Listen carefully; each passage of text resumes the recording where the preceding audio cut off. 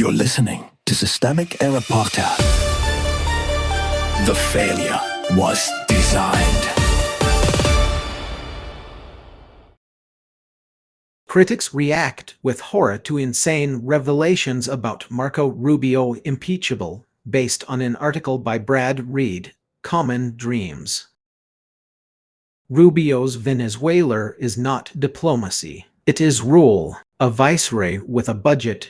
The source reports that Marco Rubio has been acting as Venezuela's de facto ruler for months after Nicolás Maduro was abducted by the U.S. military in January and brought to the United States on narco-terrorism charges. Rubio, while serving as Secretary of State, is said to control Venezuela's finances, natural resources, and day-to-day government operations through a revenue system routed through the U.S. Treasury and private banks. That is not a confused policy process. It is an administrative takeover with a democratic logo slapped on top. Power sat where it always does. The institutional power here sits in Washington, not Caracas. The Trump administration seized the leverage, Treasury handles the money, and Rubio sets the conditions for how Venezuela can spend what is supposedly its own export revenue. Delcy Rodríguez, the acting Venezuelan president named in the report,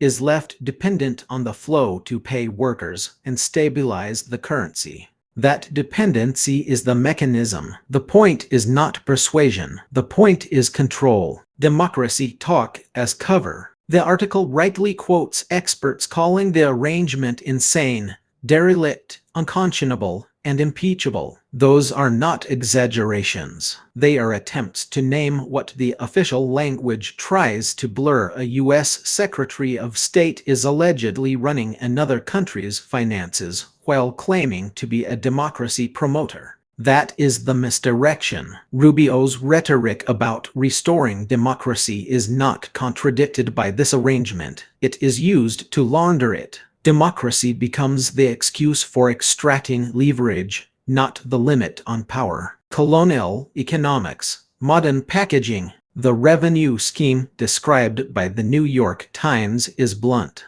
The U.S. takes in money from Venezuelan exports, including oil, and then sends it back under Washington's conditions. The comparison to parents handing out allowances is too polite for what it describes. Adults do not run sovereign states like dependents unless they intend domination. Kenneth Roth and Bradley Simpson are right to place this in the tradition of imperial finance. The structure looks less like foreign policy than a return to dollar diplomacy. Use control of money to control the state, then call the result order. The pattern beneath the story. This is what authoritarian politics looks like when it wears a managerial suit. Direct coercion is followed by procedural language. Sovereignty is replaced by conditional revenue management. Illegal power, if the report is accurate, is normalized through bureaucratic detail and elite commentary.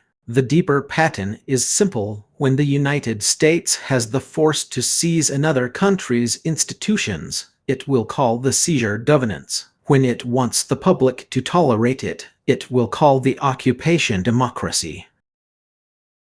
You've been listening to Systemic Error. Thanks to Raw Story for today's article. With the automated voice of Bryce, thanks for listening.